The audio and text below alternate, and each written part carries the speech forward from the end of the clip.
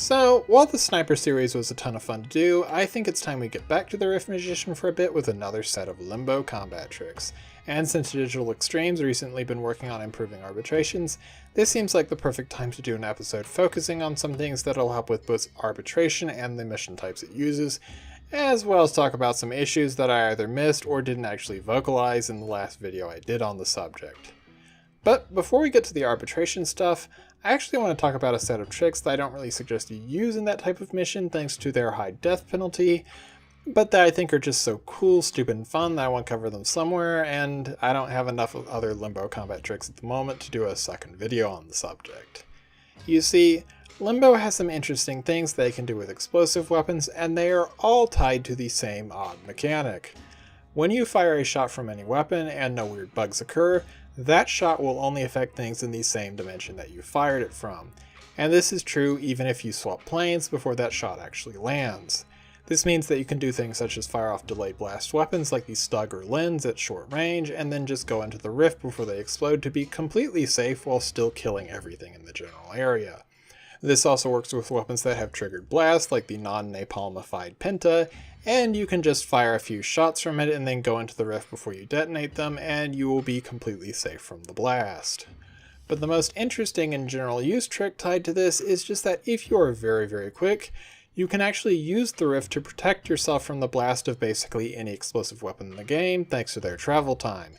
If you've got the timing right, you can actually fire a blast and then jump into the rift before it lands, even if you're aiming at something within just a couple of feet or so of you. This doesn't require rolling guard or anything other than just the ability to hit your roll button the instant after you fire, and is a good way to protect yourself if you're not 100% sure that the blast you're about to fire is actually not going to murder you. Just remember not to try this trick out while you're inside of a nullifier bubble, and to make sure you're extremely comfortable with it before you attempt to use it inside of an arbitration mission. Speaking of arbitrations, let's move on to all the tricks and bits of information that I have to say on that subject, and we will start with something that's tied to the arbitration drones that I actually showed in my last arbitration video, but I didn't actually say out loud, and had enough people talking about this that I probably should go over it here. You see, arbitration drones cannot be sent to the rift through any means, which makes them kind of annoying to get rid of when you've got a cataclysm up. You can fire at them from outside of your bubble or drop it completely and deal with them then, but generally a better and safer solution is just hop into your operator form and nuke them down with your amp. Just like the drones, your operator cannot ever be sent to the rift, and the drones generally aren't going to be able to survive more than 1 to 3 hits from a good amp unless you're in the mission for over an hour, so this tends to be my preferred way of handling these little annoyances. And while that trick is something that I did sort of show in my old arbitration video, there is something tied to the arbitration drones that I straight up missed that can definitely cause some issues when dealing with the arbitration version of excavation. You see, infested power carriers have always had the ability to hit the excavator through Cataclysm as long as they are not affected by stasis. And while that little issue isn't tied to just the arbitration form of things, that ability to have their shots hit from the normal plane is a major issue when they get buffed by the arbitration drones and made impossible to send to the void. So unlike with normal excavation, if there is a drone nearby, you won't be able to just trust in even a max range stasis cataclysm to keep those power carriers too far back to damage the excavator. Thankfully, they aren't likely to outright burst that excavator down, and killing the drone is still pretty quick and easy, so it's not a huge issue, but definitely something you need to be aware of, especially since it means that there's basically no way to safely abandon excavators for the sake of speed like you can in normal infested excavation missions like Heracron.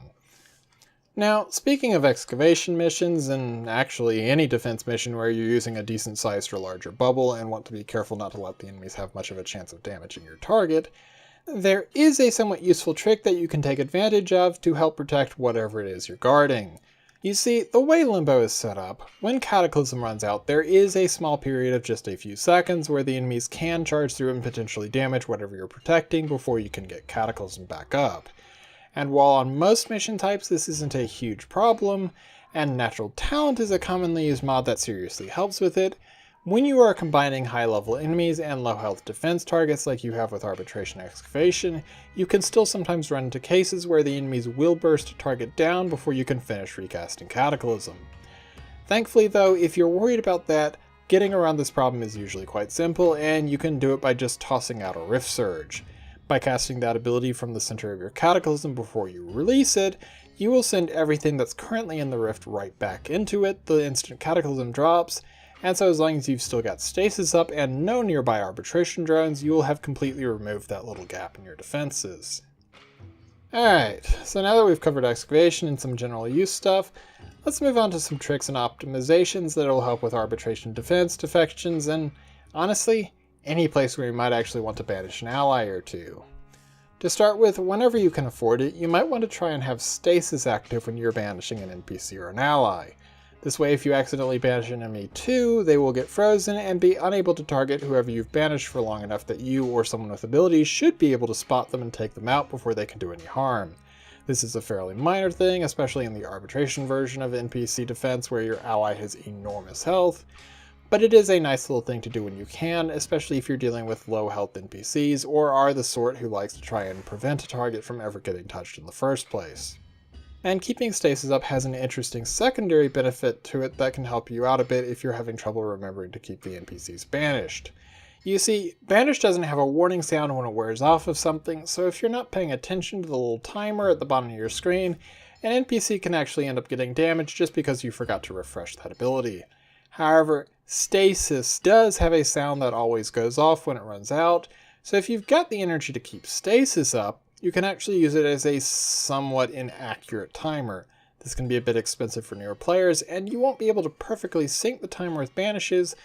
but by keeping stasis up and checking banish's timer every 40 seconds or whenever it is you hear your stasis wear off, it can help you keep a bit more on top of banish's timer and so hopefully help you keep the NPC alive. Though of course, you can often make up for any damage that an NPC takes by using the Haven mod. Yeah, like with dealing with arbitration drones with your operator, I did sort of cover this in the last video, but I still got some comments on it. So yes, Haven can also be very useful for the defense section of arbitrations. It is a percentage-based heal that basically allows you to easily undo any damage that ever happens to an NPC. Even if you don't have any power strength, each time you banish that NPC from the normal plane, he'll get 25% of his total health back, no matter what it was at before or how large his HP pool is. This is really nice, though if you're good at keeping tabs on the banish timers, NPCs should almost never be taking damage in the first place, so this is definitely a skippable mod on most forms of NPC defense, with the notable exception of defection, which does sometimes provide a constant drain to the NPC's health pools that will generally kill them long before they actually get to the escape pod, so you will need some form of healing there. Now, while we're talking about Haven, there is an extremely simple trick that will actually benefit a bit from it that I highly suggest you use on both Sortie and Arbitration Defense, whether or not you're using that mod. And that's just to unbanish and rebanish the NPC at the end of every single wave. You have such a nice little pause in the combat there that you might as well use it to refresh banish and make sure that you have as little need as possible to deal with attempting to find and rebanish your target in the middle of a wave. And speaking of that little headache, the final trick I want to talk about today is actually something that can seriously help you limit who all you're banishing. You see, when you cast Banish, it fires out in front of you in a cone shape, and that cone size is affected by range.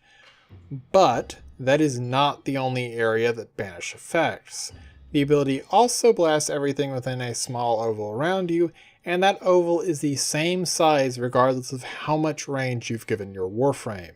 And while that oval does mean that your banish will always have at least some AoE to it and you will never be able to completely remove accidental banishes, there is a very simple trick to cut down banish's blast zone to just that tiny little oval area.